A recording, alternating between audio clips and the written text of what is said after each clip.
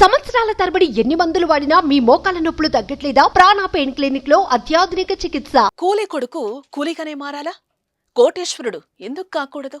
9 ఏళ్ల వయసులో ముస్తఫా ఇలానే ఆలోచించాడు. కూలీ కొడుకునైన తను కోటేశ్వరుడునై నిరూపించాలని నిర్ణయించుకున్నాడు.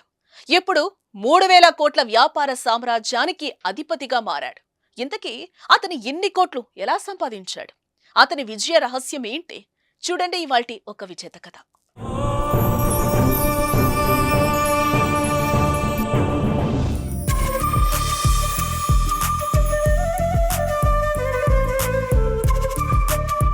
చిరిగిపోయిన బట్టలు, కొన్ని కిలోమీటర్ల దూరం నడిచి వెళ్లిన రోడ్డు, గవర్నమెంట్ బడిలో చదువు, భారతదేశంలో పేదరికానికి గుర్తులివి. ఎంతో మంది విజేతల జీవితాల్లో కనిపించే గుర్తులు. ఎందుకంటే కష్టం లేనిదే లక్ష్యం ఏర్పడదు, లక్ష్యం లేకుంటే ఫలితం దక్కదు. సరిగ్గా అలాంటి వ్యక్తే పీసీ ముస్తఫా. కేరళకు చెందిన ఇతను ఒకప్పుడు కూలీ కొడుకు. ఇప్పుడు 3000 కోట్ల వ్యాపారం చేస్తున్న ఐడి ఫ్రెష్ అనే కంపెనీకి అధిపతి.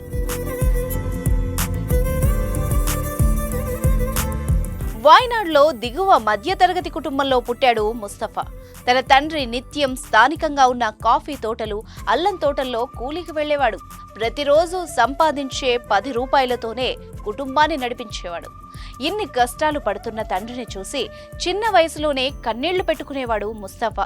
ఎలాగైనా సరే తాను తన పేదరికాన్ని జయించాలని కలలు కనేవాడు. దానికి చదువు ఒక్కటే మార్గం అని నిర్ణయించుకున్న ముస్తఫా చిన్నప్పటి నుంచే ఒక లక్ష్యాన్ని పెట్టుకుని కష్టపడ్డాడు. డబ్బే మనిషికి జీవితం. ఎవరు ఏమన్నా సరే డబ్బుంటేనే మనిషికి గౌరవం. గొప్పవాళ్లంటే డబ్బున్నవాళ్లు అని అర్థం. అందుకే ఆ డబ్బును జయించి తీరాలనుకున్నాడు. ఆ డబ్బు అంతు చూడాలని నిశ్చయించాడు. అనుకున్నది సాధించాడు. ఇంతకీ డబ్బు సంపాదనకు ముస్తఫా ఎంచుకున్న ఫార్ములా ఏంటో తెలుసా? తెలిస్తే మీరు కూడా ఆశ్చర్యపోతారు. తండ్రి కూలీ పనికి వెళ్తుంటే చూడలేక ముస్తఫా కూడా ఏదో ఒక పని చేయాలనుకున్నాడు.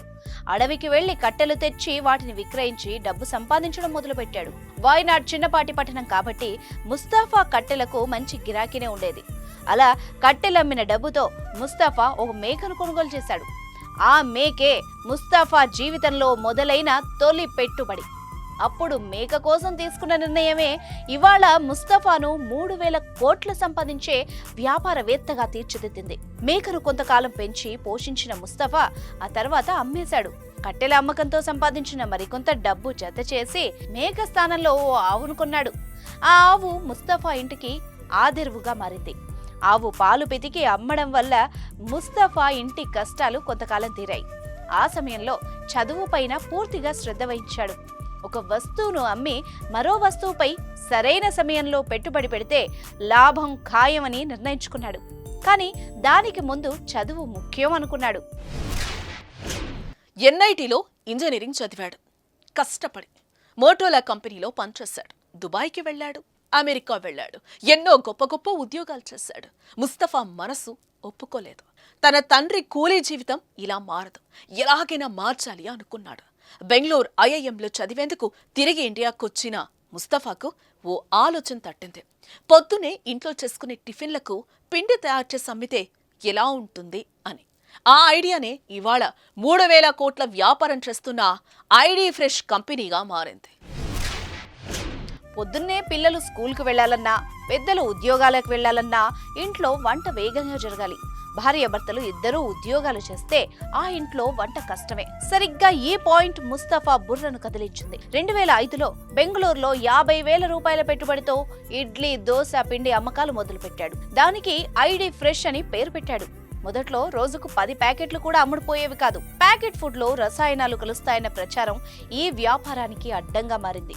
దీంతో తాము రసాయనాలు కలపడం లేదన్న ప్రచారానికి ప్రాణం పోశాడు. కొద్ది రోజుల్లోనే ఐడి ఫ్రెష్ పైన ప్రజలకు నమ్మకం వచ్చింది. సేల్స్ విపరీతంగా పెరిగాయి.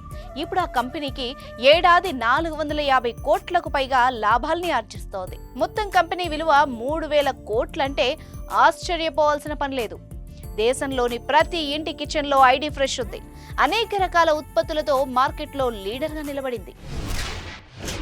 ఒక్క ఐడియా చాలు, మనిషి జీవితం మారిపోతుంది. అయితే ఆ ఐడియాను వర్కౌట్ చేయడానికి శ్రమను పెట్టుబడిగా పెట్టాల్సిందే, నాలెడ్జ్ను కూడా వాడాల్సిందే. ముస్తఫాకు వచ్చిన ఇడ్లీ పిండి ఆలోచన చిన్నప్పుడు ఎప్పుడో తన తండ్రి కోసం తీసుకున్న ప్రతిజ్ఞ నిజం చేసిందే.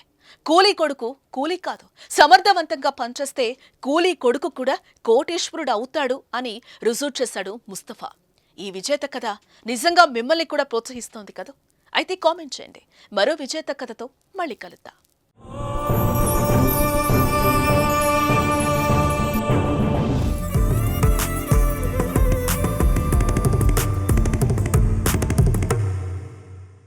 సుమన్ టీవీలో మీ పర్సనల్ అండ్ బిజినెస్ ప్రమోషన్స్ కోసం కింది నెంబర్కి కాంటాక్ట్ చేయండి.